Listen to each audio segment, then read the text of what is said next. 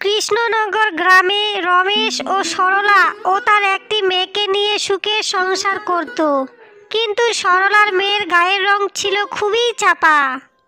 কি গো, কালকে যে ঘটক মশাই বলল একটা ভালো ছেলের কথা, কবে দেখতে আসছে তারা? কিছু কি জানিয়েছে তোমায়? এই নিয়ে তো 16টা সম্বন্ধ দেখা হলো, একজনেরও এই কালো মেয়েকে পছন্দ হলো না। এবার যদি কোনোভাবেই পছন্দ হয়ে যায় তাহলে তো আমরা একটু বাঁচি।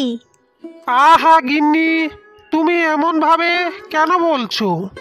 ও যে তোমার নিজের পেটের মেয়ে, ওকে নিয়ে এমন কথা বলিও না। ও যে কালো হয়ে জন্মেছে সেটা কি ও দোষ নাকি? আর তার থেকে বড় কথা হলো, বিয়ে না হলো তো কি হয়েছে, আমাদের ঘরেই সারা জীবন কুমারী হয়ে রেখে দেব ওকে। আর ও যদি তোমার এসব কথা শুনতে পারে তাহলে কিন্তু ও ভীষণ কষ্ট পাবে গিন্নি। তুমি এভাবে আর বলিও না। এই, তুমি চুপ করে থাকো তো। এসব সবেই মুখের কথা, শুধু বলাই যায়, কিন্তু কোনো মেয়েকে ঘরে রেখে দেওয়া যায় না। বিয়ে তো একদিন না একদিন দিতেই হবে। আর ও কালো বলেই তো ওকে কেউ বিয়ে করতে চায় না। কালো চেহারার জন্য সমাকে সবারই কাছে কুকথা শুনতে হয়, কিন্তু আজ তার মা বাবার মুখেই কালো চেহারা নিয়ে কথা বলতে দেখে সমা মনে মনে খুবই কষ্ট পায়। সমা গাছের নিচে দাঁড়িয়ে দাঁড়িয়ে ভাবতে থাকে, হে বিধাতা, তুমি আমাকে কেন কালো বানালে? সন্ধে যখন গড়িয়ে আসে তখন সমা রান্নাঘরে খাবার খাচ্ছিল। সমার খুবই খিদে পেয়েছিল, কিন্তু মায়ের ডাক শুনে সমা খাবারের থালা রেখে মায়ের কাছে চলে যায়। মা, তুমি আমায় কেন ডাকলে? তাড়াতাড়ি বলো, আমার না খুব জোরে খিদে পেয়েছে, আমি খাবার খাচ্ছিলাম। এখন বলো মা, কি বলবে? পাক খিদে, আর এখন তোকে কিছু খেতে হবে না। আমার কথা মন দিয়ে শোন, আমি তোর জন্য একটা ফর্সা হওয়ার ক্রিম এনেছি। তুই তাড়াতাড়ি মুখ ধুয়ে ক্রিমটা মুখে ভালো করে মেখে নে। রাত্রের বেলা তোকে পাত্রপক্ষ দেখতে আসবে। আর হ্যাঁ, পাত্রপক্ষ এলে তুই বাইরে বেরোবি না, আমি তোকে সুন্দর করে সাজিয়ে দেব, তারপরেই তুই বাইরে বেরোবি। আর হ্যাঁ, আরেকটা কথা, সারাদিন শুধু খাওয়া খাওয়া, এমন খাওয়া বন্ধ কর। আগে ফর্সা হ, তোর বিয়ে দিতে হবে তো। এসবের জন্য তুই আবার আমাকে ভুল বুঝিস না রে মা। আমি তো তোর মা, আমি তো তোর ভালোই চাইবো। আমি চাই আমার মেয়ের সুন্দর হোক, একটা সুন্দর সংসার হোক, শ্বশুর বাড়িতে যাক, তবেই তো আমি খুশি থাকবো, বুঝলি? আর হ্যাঁ, আমি এখনই ক্রিমটা নিয়ে আসছি, তুই এখানে দাঁড়া। ঠিক আছে মা, তুমি আমায় যা করতে বলবে আমি তাই করব। আমি তোমার খুশির জন্য সব করব। আমি জানি ক্রিমটা মেখেও আমার কিছুই লাভ হবে না, সেই আমি কালো আছি, কালোই থাকবো।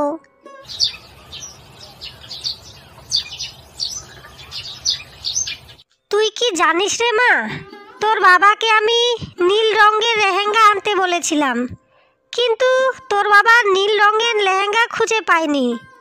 তুই তো জানিস তোর গায়ের রং চাপা, তাই তোকে এই লাল লেহেঙ্গাটাই পরিয়েছিলাম। লেহেঙ্গাটা কিন্তু খুব সুন্দর, আর একটু যদি তুই ফর্সা হতিস তাহলে তোর গায়ে আরো সুন্দর মানাতো। আহা মা, ওসব নিয়ে এখন বাদ দাও তো। আমাকে ছেলের বাড়ির লোক এমনিতেও পছন্দ করবে না। আমার এই কালো গায়ে নীল রঙের লেহেঙ্গা পরি আর লাল রঙের লেহেঙ্গাই পরি, আমার গায়ে কোনোটাই ভালো লাগবে না। আর তুমি দেখে নিও, আমাকে ওদের একদমও পছন্দ হবে না। এই মুখপুরি, তুই এবার একদম চুপ কর তো। এই নিয়ে তো 16টা সম্বন্ধ দেখা হয়ে গেল, আর তুই এরকম অলক্ষিণীর মতো কথা বলছিস কেন? মায়ের ধমকানিতে সোমাও তার মুখ বন্ধ করে নেয় আর তার রুমে দাঁড়িয়ে অপেক্ষা করতে থাকে যে কখন পাত্রপক্ষ আসবে। সোমা মনে মনে ভেবেই নেয় যে তার এবারও বিয়ে হবে না। কেন যে বাবা মা আমার সাথেই এমন করছে? আমি কি ওদের মাথার বোঝা হয়ে যাচ্ছি? আমাকে বিয়ে না দেওয়ার চেষ্টা করে যদি আমাকে মা বাবা পড়াশোনা করাতো, তাহলে আজকে আমি নিজেই কিছু না কিছু কাজ করে নিতাম। শুধুমাত্র বাবা মাকে আমার জন্য ছেলের বাড়ির লোকের কাছে অপমান হতে হচ্ছে। কিন্তু মা বাবা কি তাহলে আমাকে ভালোবাসে না?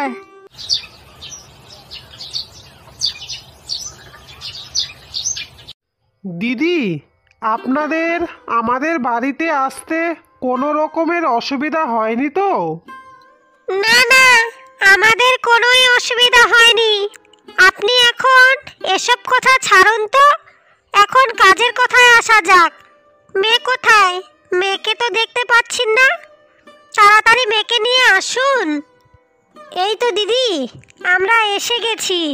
এই যে দেখুন আমার মেয়ে। সবই তো বুঝলাম, কিন্তু মেয়ে দেখতে মিষ্টি হলেও গায়ের রং তো চাপা। ঠিক আছে, আমরা এই বিয়েতে রাজি, কিন্তু আপনাদের দেওয়া পাওনা বিষয়ে কিছু কথা বলার আছে। হ্যাঁ দিদি, আপনি বলুন আপনাদের কি লাগবে, কি দিতে হবে। আমরা আপনাকে সবই দিব। আমাদের তো একটা মাত্র মেয়ে, যা কিছু আছে সবই তোর। দেখুন, আপনার মেয়ের তো গায়ের রং অনেক চাপা, তাই আপনি ঘর সাজা থেকে মেয়ের সোনার হার, সোনার চুড়ি, সোনার কানের সবই দিতে হবে আপনাদেরকে। যদি দিতে পারেন তাহলে আমি কথা এগোবো, না হলে এখানেই থাক। না না দিদি, সেসব নিয়ে আপনি কোনোই চিন্তা করবেন না।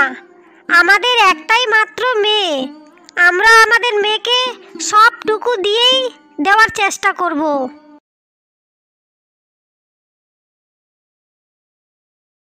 কিছুদিন পর সোমা আর রাকেশের ধুমধাম করে বিয়ে হয়।